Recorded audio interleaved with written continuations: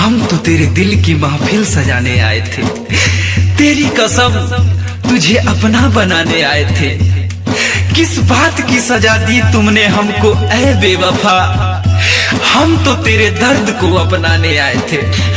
पूजा तू जा तरु तजा, लेकिन हे दीवाना के दास्तान सुन के जा। हमके भइले है सास बा बेवफा बाहू दिल के जे पास बा।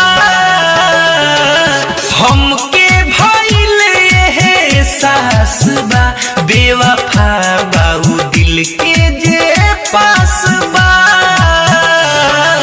चुपे चोरी हाय राम दिलावा पभाला, मारिए उजाला हतनी ना मोहाला। जेतने हो अपन खास बा बेवफा बाहू दिल के जे पास बा। हमके भइले है सास बा बेवफा बाहू दिल के जे पास बा।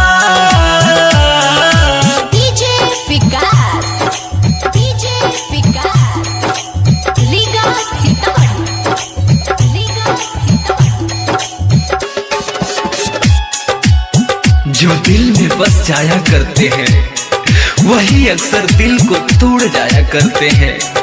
कुछ लोग दर्द को बयां नहीं करते, बस चुपचाप बिखर जाया करते हैं, बिखर जाया करते हैं।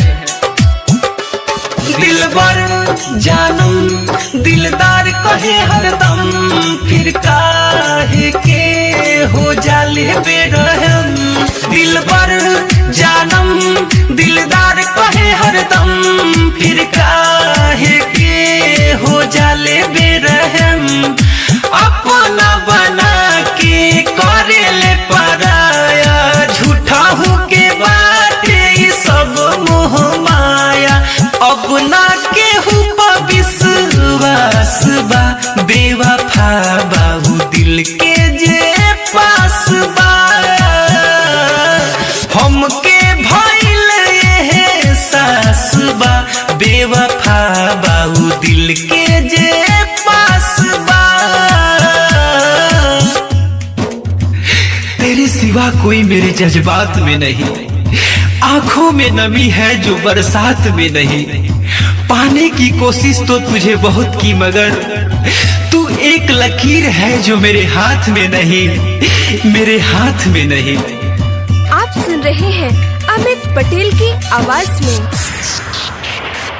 पल पल हर पल जे याद आवेला, उहे मरलो के ना बहद आवेला। पल पल हर पल जे याद आवेला, उहे मरलो के ना बहद आवेला।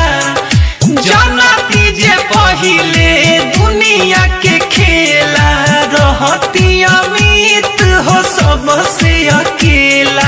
अपने पायब नायास बा बेवफा बाहू दिल के जे पास बा।